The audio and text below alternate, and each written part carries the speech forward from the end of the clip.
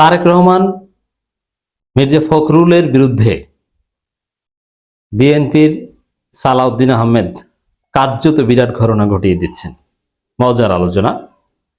এবং জামাতের বিরুদ্ধে পুরো বিএনপি পিছু হটতে বাধ্য হচ্ছে। দর্শক, সালাউদ্দিন আহমেদের নানান পরিচয় শুনেছেন এর আগে। এসালম সালাউদ্দিন, শিলং সালাউদ্দিন, গুম নাটককারী সালাউদ্দিন, নব্য দখলদার, মাছের ঘের চিংড়ি ঘের দখলকারী, ইয়াবা ব্যবসার নিয়ন্ত্রণকারী সালাউদ্দিন আহমেদ, এগুলো তার অ্যাডজেক্টিভ, এগুলো বাস্তব ভিত্তিক পরিচয়। তার সাথে আরেকটা পরিচয় আছে, এটা নতুনভাবে আপনাদের জানা দরকার। সেটা হচ্ছে সালাউদ্দিন আহমেদ ধর্ম ব্যবসায়ী সালাউদ্দিন।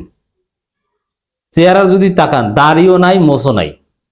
দাড়ি মুছকি শেভ করে না, শেভ করলে তো বোঝা যায় যে প্রত্যেক দিন সকালে সকালে তো শেভ করে না, মাঝে মাঝে কিছু দাড়ি গজিয়ে ওঠে। তো কিছু নেতা আছে, যেমন মির্জা ফখরুল, সালাউদ্দিন আহমেদ, এরপরে আওয়ামী লীগের সময় ছিল আব্দুল হামিদ, সুরঞ্জিত সেনগুপ্ত, আবার জিল্লুর রহমান সাবেক রাষ্ট্রপতি, বা এরকম অনেক নেতা আছে। এদের দেখবেন জীবনে দাড়ি ওঠে না। কারণ কি? যারা দাড়ি মাঝে মাঝে শেভ করে ছোট করে, তাদেরটা তো কখনো বড় ছোট দেখা যায়। আমাকে একজনে বলেছে, আমি জানি না, যে এক প্রকার তেল পাওয়া যায় নাকি, যেগুলো দিলে দাড়ি আর উঠবেই না, একদম অলওয়েজ ক্লিন শেভ, স্থায়ীভাবে ক্লিন শেভ, এগুলো নিয়ে কোনো ঝামেলাই নেই। জীবনে মরার আগে অসুস্থ হয়ে হসপিটালে পড়ে থাকলেও আর দাড়ি উঠবে না। এবং একজন মুসলমানের জন্য যে দাড়ি সুন্নাত, সে জীবনে অনেকে দাড়ি রাখে, সুন্দর লাগে, যেমন ডক্টর খন্দকার মোশাররফ হোসেন, মঈন খান। সালাউদ্দিন আহমেদরা মনে হয় ওই তেল দিয়েছেন, জীবনে আর দাড়ি উঠবে না। এর মানে ভারতে মারা গেলে হিন্দু না মুসলমান এটা আইডেন্টিফাই করা কঠিন। কারণ হিন্দু মুসলমানের যে লিঙ্গগত চিহ্ন, ওইটা আবার নাকি শেষের দিকে, শেষ বয়সে নাকি অনেকটা বোঝা যায় না। মুসলমানের যে চিহ্ন, ওইটা বোঝা যায় না। এখন চেহারা দেখে, চেহারার মধ্যে একটা নুরানি ভাব, দাড়ি, শেষ বয়সে অ্যাটলিস্ট ইয়াং বয়সে অনেকেই দাড়ি কাটেন, কোনো না কোনো ভাবে মুসলমান বোঝা যায়। কিন্তু সালাউদ্দিন আহমেদের যে চেহারা, ফর্সা মানুষ, তো কোনো দাড়ির চিহ্ন নাই, একদম মনে হয় তেল দিয়ে মনে হয় উঠিয়ে ফেলেছেন। কিন্তু মাঝে মাঝে টুপি একটা মাথায় দিয়ে রাস্তার মধ্যে নামাজ পড়েন, এবং মাঝে মাঝে টুপি মাথায় দিয়ে নির্বাচনী প্রচারণায় যান। এটাকে বলে পারফেক্ট ধর্ম ব্যবসা। তাহলে সালাউদ্দিন আহমেদের নতুন পরিচয় হচ্ছে ধর্ম ব্যবসায়ী সালাউদ্দিন আহমেদ। ধর্ম ব্যবসা কত প্রকার ও কি কি, এটা যদি দেখতে চান, বিএনপির দিকে তাকান। নির্বাচন আসলে তাদের মাথায় টুপি, বিসমিল্লাহ, আলহামদুলিল্লাহ, ইনশাল্লাহ। সারা বছর মসজিদের ধারে কাছে থেকেও পাড়া দেয় না। মির্জা ফখরুল এমনিতে নামাজ রোজার পড়ে না, কিন্তু নির্বাচন আসলে মাঝে মাঝে টুপি মাথায় দেয়। আর অনেককে দেখবেন, মানে কেমন লাগে, রাশেদ খান, মিনারুল হাসানুল হক, ইনুরা মাঝে মাঝে টুপি মাথায় দিলে যেরকম কি অদ্ভুত লাগতো। মানে এটাও মুসলমান, জাস্ট টুপি দেয়, দাড়ির চিহ্ন নাই, বয়স হয়েছে, চামড়া ঝুলে গেছে। তো সালাউদ্দিন আহমেদ একজন পারফেক্ট ধর্ম ব্যবসায়ী, রাস্তার মধ্যে নামাজ পড়েন। আর একজনকে দেখলাম, কুমিল্লার এক প্রার্থী, ইঞ্জিনিয়ার নাকি সাতিয়ারা ইঞ্জিনিয়ার না কে জানে, ছাতি বুঝেন, ছাতা, ওটাকে বরিশালের ভাষায় বলে ছাতি। ওই ছাতির মেকারকেও বরিশালে অনেকে মজা করে ইঞ্জিনিয়ার বলে। কি ইঞ্জিনিয়ার কে জানে, ডিপ্লোমা না বিএসসি, গাড়ির মধ্যে বসে নামাজ পড়ে। এগুলো সব বাটপাই। মানে ধর্ম ব্যবসা বিএনপি শুরু। আর জামাতের লোকজন, ইসলামী দলের লোকজন 365 দিন একই চরিত্রের। তারা সবসময় টুপি মাথায় দেয়, যারা দেয় না, নির্বাচনও দেয় না, নির্বাচনের আগে, যেমন শিশির মনির টুপি মাথায় মাঝে মাঝে দেন, কিন্তু ভোটের প্রচারণায় আলাদাভাবে ধর্মভীরু সাজা লাগে না। শিশির মনির যে একজন আলেম, কনভেনশনাল বা ট্র্যাডিশনাল আলেমদের মধ্যে যে তার এলেম আছে প্রায়, আমি বলছি না বড় মুফতি, মুহাদ্দিস বা মুহাক্কিক আলেম, এভারেজ আলেম, ওটা সবাই জানে। টুপি মাথায় দিয়ে প্রমাণ করা লাগবে না। কিন্তু 5 ওয়াক্ত নামাজ পড়েন, এটা সবাই জানে। তো সালাউদ্দিন আহমেদ হচ্ছেন ধর্ম ব্যবসায়ী। এখন এই ধর্ম ব্যবসায়ী সালাউদ্দিনের সাথে বিএনপির তারেক রহমান এবং মির্জা ফখরুলদের একটা দ্বন্দ্ব চলছে, এবং ছোটখাটো দ্বন্দ্ব না, আকীদাগত দ্বন্দ্ব চলছে। কি আকীদাগত? 71-এর চেতনার আকীদাগত দ্বন্দ্ব চলছে।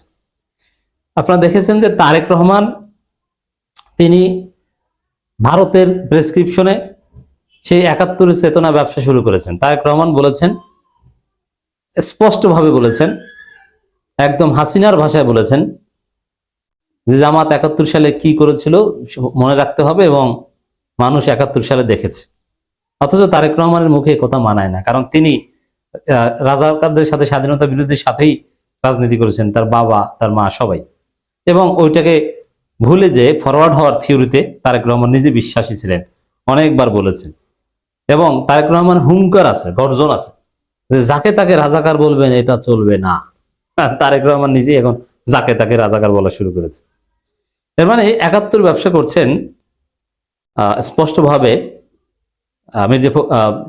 তারেক রহমান ভারতের প্রেসক্রিপশনে তিনি ফাঁদে পা দিয়েছেন। আর ভারতের সব দালাল আবার একই অ্যাসাইনমেন্ট বাস্তবায়ন করে না, এক একজনের অ্যাসাইনমেন্ট এক এক ধরনের। আবার কিছু কিছু জায়গায় ভারতের প্রেসক্রিপশন না, নিজের ব্যক্তি স্বাধীনতাও আছে। আরেকটা হচ্ছে মির্জা ফখরুল ইসলাম আলমগীর, তিনিও দেখবেন যে শুধু 71 এই টানা এক সপ্তাহ যাবত 71 জিকির, যে মুক্তিযুদ্ধ, অথচ রাজাকারের সন্তান, সাজাপ্রাপ্ত জেল খাটা রাজাকারের ছেলে মির্জা ফখরুল, তিনি 71 চেতনা ব্যবসা। বিএনপি সব নেতা কিন্তু 71 চেতনা ব্যবসা করেন না। ডক্টর খন্দকার মোশাররফ, মঈন খান, জমিরুদ্দিন সরকার, সেলিমে রহমান, এদেরকে কিন্তু 71 চেতনা ব্যবসা করতে দেখবেন না। বিএনপি আরো নেতা আছে, কিন্তু সবাই কিন্তু চেতনা ব্যবসা করে না। তো এই জায়গায় তা গত এক সপ্তাহের রাজনীতি যদি দেখি, যদিও মাঝে মাঝে আবার পিছু হটে নাকানি চুবানি খেয়ে, কিন্তু এটা তাদের একটা সিস্টেম। তারেক রহমান এবং মির্জা ফখরুল 71 নিয়ে ভালো যুদ্ধ করেন, মানে 71 ব্যবসা করেন, যেটা করে আওয়ামী লীগ পালিয়েছে, ওই চেতনা জেগে উঠেছে। কিন্তু সালাউদ্দিন আবার ওটার সাথে একমত না।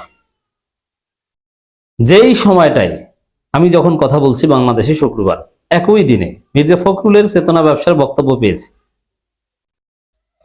তারেক রহমান তো নিয়মিতই বলেন কম বেশি। ওই একই দিনে সালাউদ্দিন আহমেদ বলছেন 71 চেতনা নিয়ে যারা সুবিধা নিতে চেয়েছে তারাই ব্যর্থ হয়েছে।